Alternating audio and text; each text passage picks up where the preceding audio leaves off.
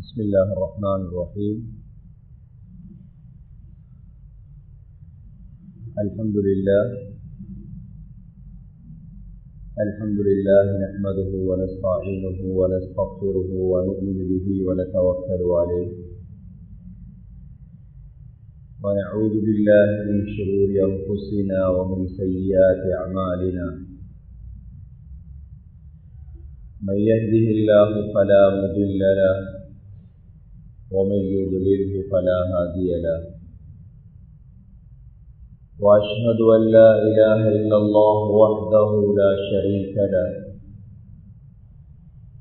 وأشهد أن محمدا عبده ورسوله. اللهم صل على محمد وبارك على محمد. أما بعد، فقد قال الله سبحانه وتعالى في كتابه الكريم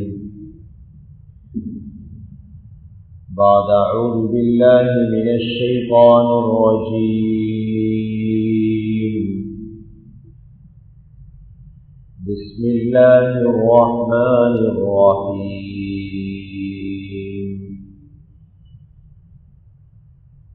ألهاكم التكاثر حتى زرتم المقابر كلا سوف تعلمون ثم كلا سوف تعلمون كلا لو تعلمون علم اليقين لترون الجحيم ثم لترونها عين اليقين ثم لتسألن يومئذ عن النعيم. صدق الله العظيم. وقال النبي صلى الله عليه وسلم: أكثروا ذكر هذه اللذات. صدق رسول الله صلى الله عليه وسلم. கண்ணியத்துக்குரிய பெரியவர்களே, சகோதரர்களே, தாய்மார்களே, சகோதரிகளே,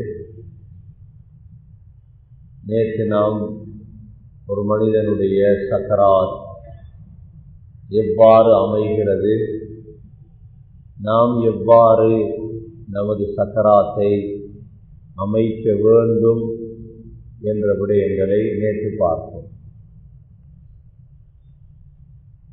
ஒரு மனிதனுடைய அடுத்த வீடுதான் கபராக இருக்கிறது.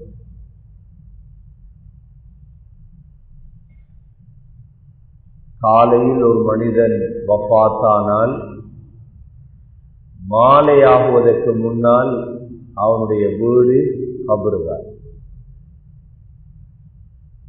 மாலையில் ஒரு மனிதன் வஃபாத்தானால் காலையாகுவதற்கு முன்னால் அவனுடைய வீடு கபறுதான். கண்ணியத்துக்குரிய சகோதரர்களே, இந்த கபருடைய விடயமாக நாம் எந்தளவு அறிந்து வைத்திருக்கிறோமோ தெரியாது. நபி ஸல்லல்லாஹு அலைஹி வஸல்லம் அடிக்கடி மக்பராவுக்கு செல்லுவார்கள். கபருஸ்தானுக்கு சென்று கபராளிகளை ஜியாரத் செய்வார்கள். கபருக்கு சென்று ஏதோ சிந்தித்துக் கொண்டிருப்பார்கள். அதிலும் விசேஷமாக ஸல்லல்லாஹு அலைஹி வஸல்லம் இரவு நேரத்தில்தான் கபருஸ்தானுக்கு செல்லுவார்கள். இரவு நேரத்தில் மக்பராவுக்கு சென்று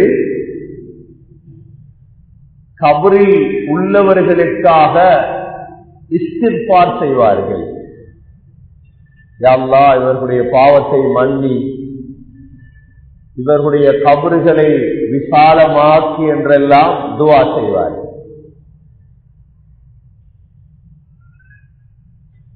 ஏனென்றால் சகோதரர்களே, ஒவ்வொரு மனிதனும் ஒவ்வொரு நாளும் சிந்திக்க வேண்டிய ஒன்றுதான் இந்த கபர்.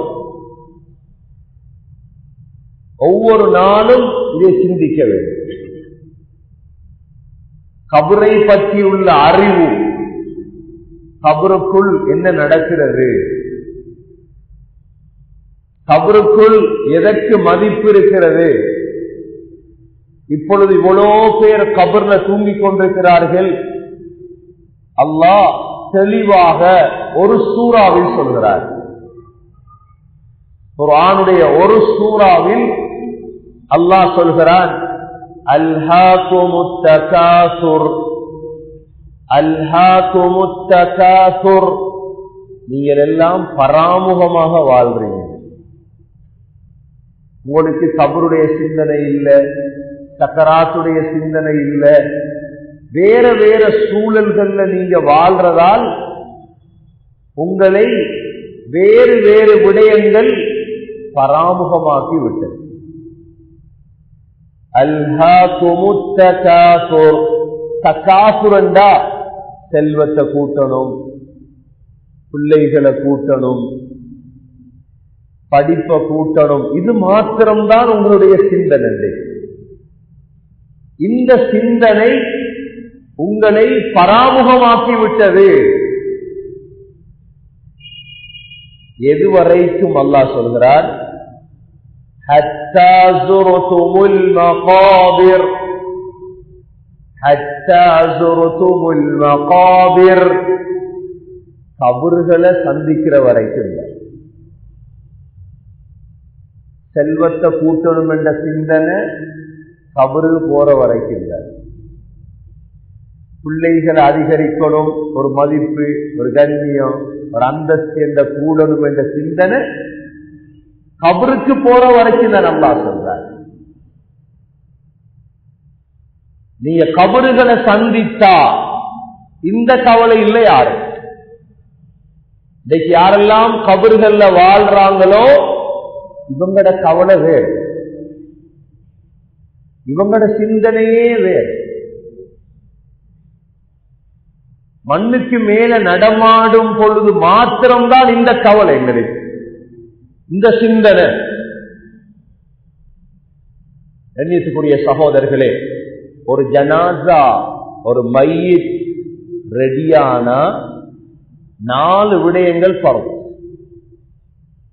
ஒன்று ஜனாசாவை குளிப்பாற்றுறது, இரண்டாவது கஃபன் செய்யறது, மூன்றாவது தொழுவிக்கிறது, நாலாவது ஜனாசாவை அடக்கம் செய்யறது.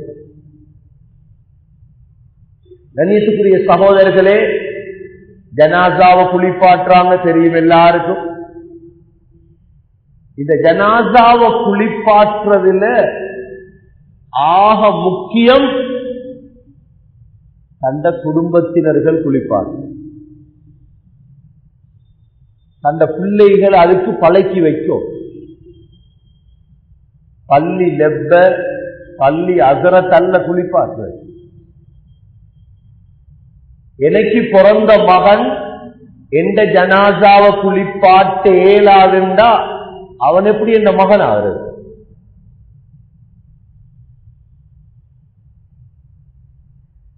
எங்கட குடும்பம், எங்கட பிள்ளைகளை பழக்கம் இப்ப இருந்து. ஏன் யார் யாரோ குளிப்பாற்றான், அவன் சுத்தமா குளிப்பாற்றுறதில்லை. அவன் துப்புரவா குளிப்பாற்றுறதல்ல, சம்பளத்துக்கு குளிப்பாற்றுறது. எது எது எல்லாம் துப்புரவாக செய்யணுமோ அதை செய்யறதல்ல.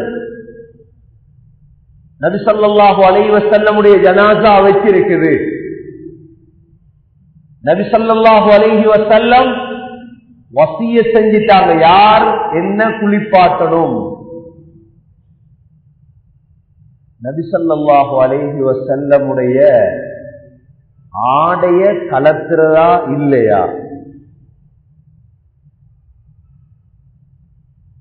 சொல்றாங்க, ரசூலுல்லாஹுடைய ஆடைய கலக்க தேவையில்லை, அப்படியே வச்சு குளிப்பாட்டு, அப்படியே வச்சுத்தான் குளிப்பாட்டினாங்க ரசூலுல்லாஹ்.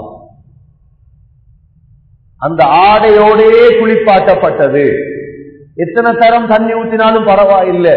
குடும்பத்தினர்கள், தந்த மகன், தந்த மருமகன், தன்னோட சேர்ந்தவங்க,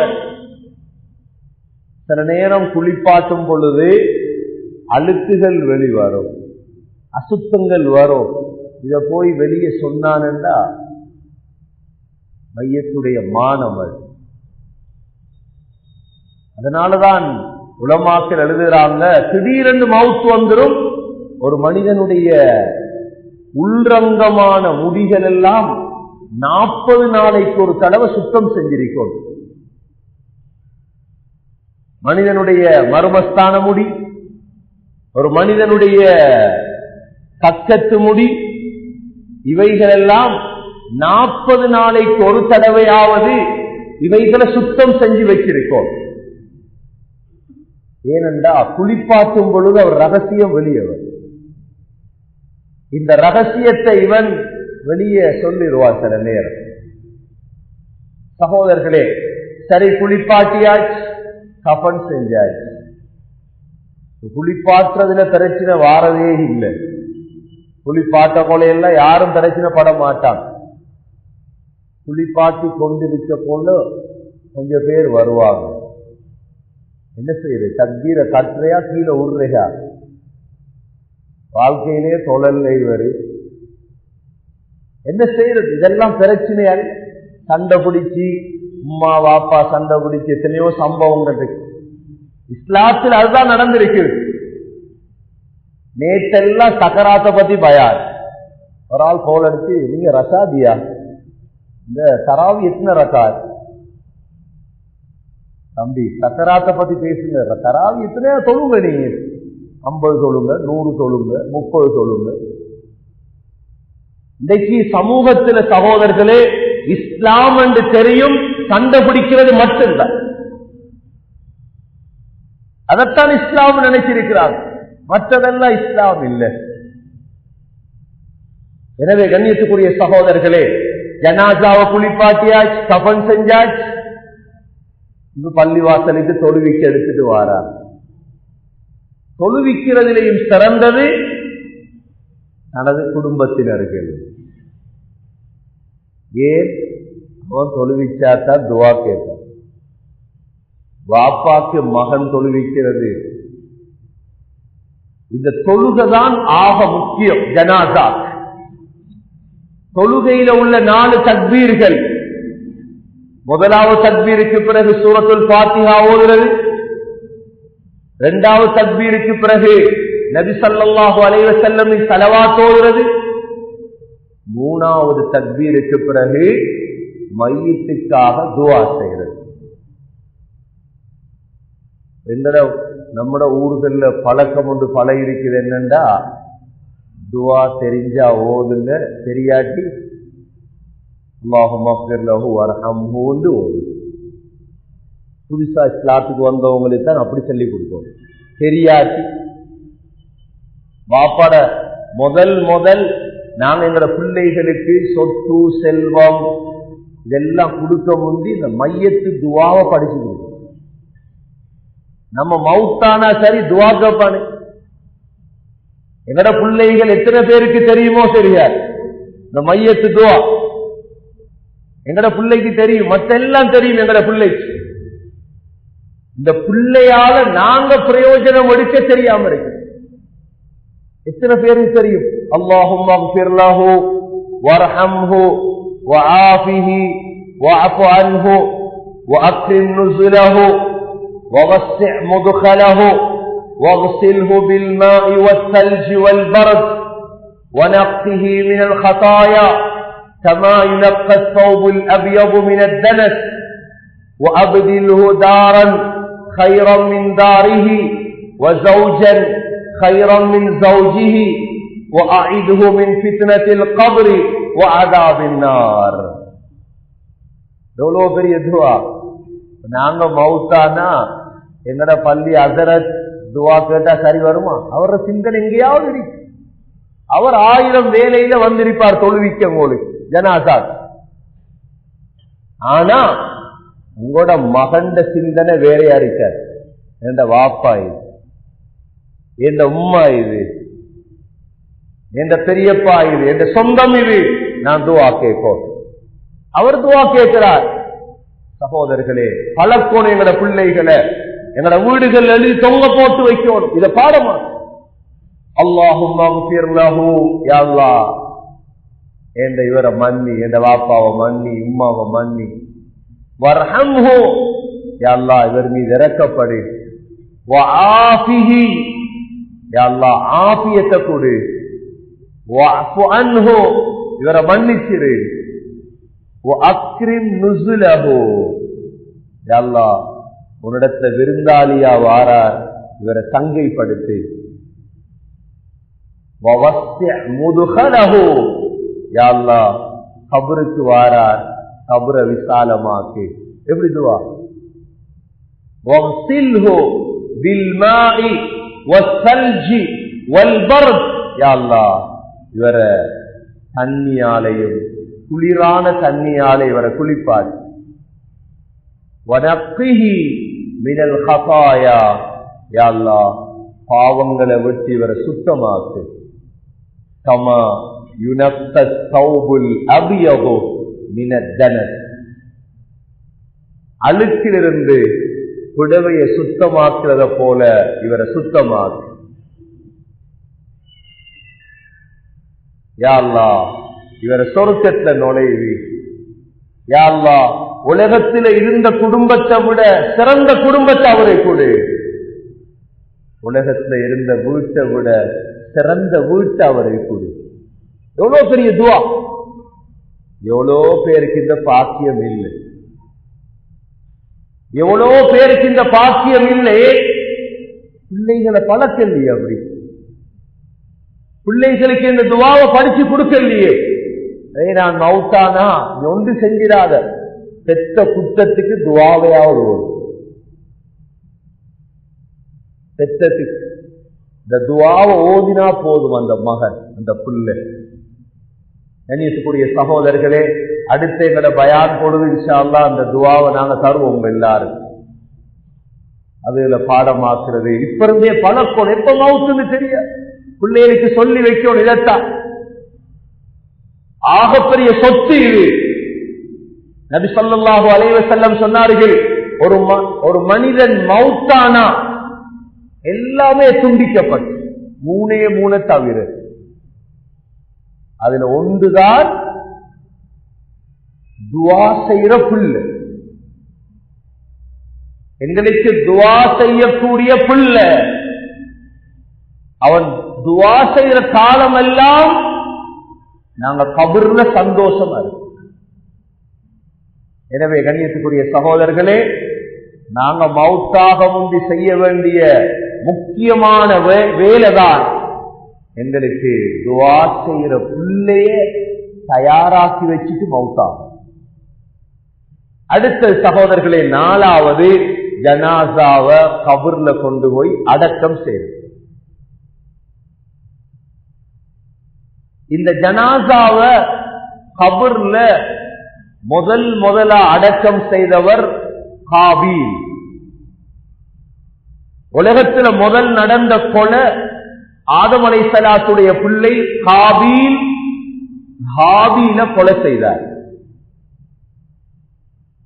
கொலை செஞ்சா அடக்க தெரியா, முதல் மைய துளுந்திரி. வரலாற்று எழுதுறாங்க, 6 மாசமா சகோதரருடைய ஜனாசாவை தூக்கி திரிஞ்சாராம். என்ன செய்யறது? 6 மாசமா. அப்பதான் அல்லாஹ் ஃபபஅஸல்லாஹு குராபன், அல்லாஹ் 2 காகத்தை அனுப்பி, ஒரு காகம் மற்ற காகத்தை புதைச்சி காட்டிச்சு. அது பிறகுதான் காபீல் ஹாபீல மண்ணுக்குள்ள அடக்கம் செய்தார். சகோதரர்களே, இந்த கபர் என்கிறது என்ன? இந்த கபரு தான், இந்த கபருக்கு அடுத்த பெயர் பர்ஸக். கபருக்கு அடுத்த பெயர் பர்ஸக். இந்த கபரு தான் நம்முடைய 3வது கட்டம். தாயுடைய வயிற்றில் இருந்தோம் கொஞ்ச நாள், இப்ப உலகத்தில் அடுத்தது கபரு. ஆனா இந்த கபரு தான் ஆகிரத்துடைய மஞ்சில்களில் முதலாவது மஞ்சில், முதல் இடம், தங்குற இடம். அதுதான் அல்லாஹ் குர்ஆன்ல சொல்றார், இந்த கபருக்கு வந்தீங்க அது புற பாப்பம் எல்லாம். وَالْعَادِيَاتِ ضَبْحًا فَالْمُورِيَاتِ قَدْحًا فَالْمُغِيرَاتِ صُبْحًا فَأَثَرْنَ بِهِ نَقْعًا فَوَسَطْنَ بِهِ جَمْعًا إِنَّ الْإِنسَانَ لِرَبِّهِ لَكَنُودٌ وَإِنَّهُ عَلَى ذَلِكَ لَشَهِيدٌ وَإِنَّهُ لِحُبِّ الْخَيْرِ لَشَدِيدٌ أَفَلَا يَعْلَمُ إِذَا بُعْثِرَ مَا فِي الْقُبُورِ وَحُصِّلَ مَا فِي الصُّدُورِ. அல்லாஹ் சத்தியம் செய்து சொல்றார், وَالْعَادِيَاتِ ضَبْحًا, குதிரைகள் மீது சத்தியமாக, மூச்சு திணறக்கூடிய குதிரைகள். فَالْمُورِيَاتِ قَدْحًا, வேகமாக ஓடும் பொழுது நெருப்பு பொறி வருமே, அந்த குதிரைகள் மீது சத்தியமாக. فَالْمُغِيرَاتِ صُبْحًا, காலையில் திடீர் தாக்குதல் செய்யும் குதிரைகள் மீது சத்தியமாக. எல்லாம் சொல்லிட்டு அல்லாஹ் சொல்றார், இன்னல் இன்சான லிரப்பிஹி லகனூத், மனிதன் அல்லாஹ்வுக்கு நன்றி கெட்டவன். وَإِنَّهُ عَلَى ذَلِكَ لَشَهِيدٌ, மனிதனே அதற்கு சாட்சியாக இருக்கிறார். கடைசி அல்லாஹ் சொல்றான், أَفَلَا يَعْلَمُ إِذَا بُعْثِرَ مَا فِي الْقُبُورِ, ஒரு நாள் வரப்போது கபருக்கு இருந்து ஒன்று எழுப்பாட்டுவோம். கபருள்ளுக்கு இருந்து ஒன்று எழுப்பாட்டினா நாங்க பார்க்கிறது ஒன்று உள்ளத்தை தான்.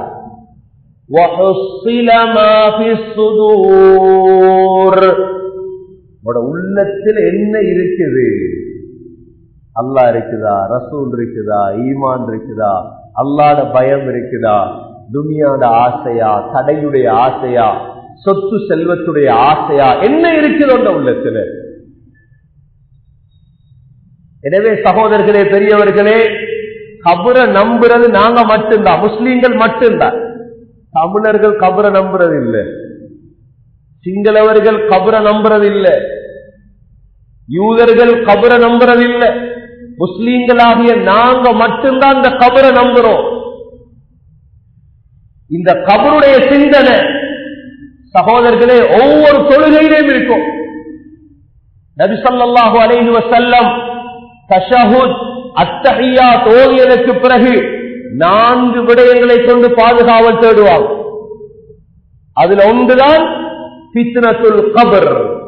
யா அல்லாஹ், கபருடைய ஃபித்னா விட்டு என்ன பாதுகார். ஒவ்வொரு தொழுகையிலே அத்தஹியாத்துக்கு பின்னால யா அல்லாஹ், கபருடைய ஃபித்னா விட்டு என்ன பாதுகாரு. கண்ணியத்துக்குரிய சகோதரர்களே, அனஸ் பின் மாலிக் ரலியல்லாஹு அன்ஹு சொல்கிறார்கள், எனக்கு 2 ராவுகளை நினைச்சா பயமா இருக்கு. 2 இரவுகள், அதுல ஒரு இரவுதான் உலகத்துல என் மனைவி மக்களோட எல்லாம் தூங்கிட்டு திடீரென்று என்ன மவுத் வந்ததோட என்னை கொண்டு போய் கபர்ல வச்சா அந்த ராவ் என்ன நடக்க போகுதோ எனக்கு தெரியாது. இதை நினைக்கும் பொழுது எனக்கு பயங்கரமாக இருக்குது என்கிறாங்க அனஸ் பின் மாலிக் ரலியல்லாஹு அன்ஹு. சகோதரர்களை சிந்தித்து பாரு, அந்த இரவு எப்படி இருக்கும்? உலகத்துல சேனும் இல்லாத தூக்கம் போகாது. நெலும்பு, பெட்ல தலவாணி, மனைவி, புள்ள கொண்டு போய் வச்சா நபி ஸல்லல்லாஹு அலைஹி வஸல்லம் அதாலதான் சொன்னாங்க, ஒரு மனிதனுக்கு 3 நண்பர்கள் இருக்கிறாங்க. 3 நண்பர்கள் ஒரு மனிதனுக்கு. அந்த மனிதனுடைய கடைசி நேரம் 3 பேரையும் கூப்பிடுறான், ஜவா நான் மௌத்தா போறேன். முதல் நண்பன் சொல்றான், மௌத்தானா சரி, வேற ஆளை நாங்க கூட்டாளியா எடுத்துருவோம்.